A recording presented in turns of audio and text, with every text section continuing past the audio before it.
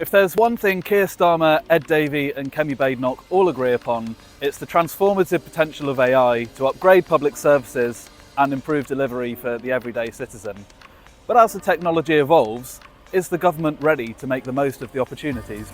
While it's one thing having more AI in government, what about what type of AI is implemented in government?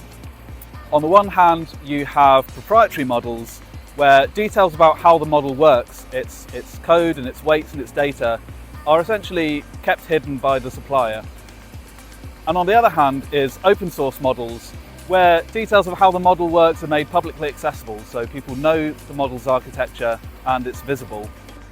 Using open source AI in the public sector has lots of potential benefits. It could mitigate vendor lock-in, leading to more competitive bids for procurement. It can be owned and modified by the government itself rather than being dependent on the private sector.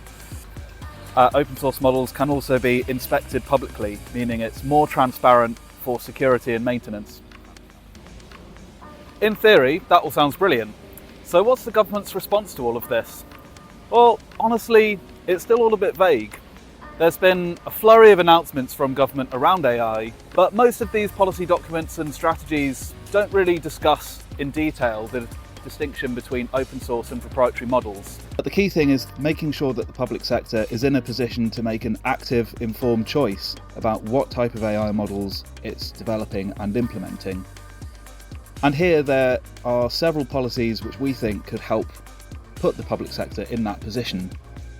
One of which is simply making open source part of the menu.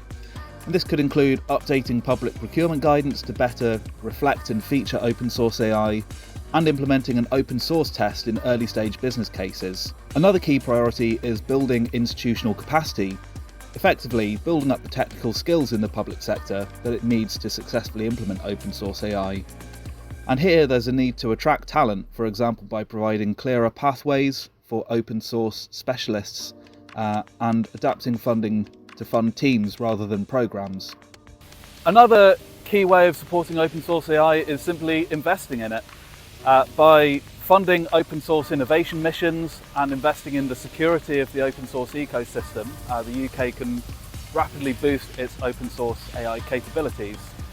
And finally, fostering collaboration internationally and with actors in the open source ecosystem can not only help the UK boost its AI soft power and make the UK known as a good actor in open source AI, but it can also boost the UK's security.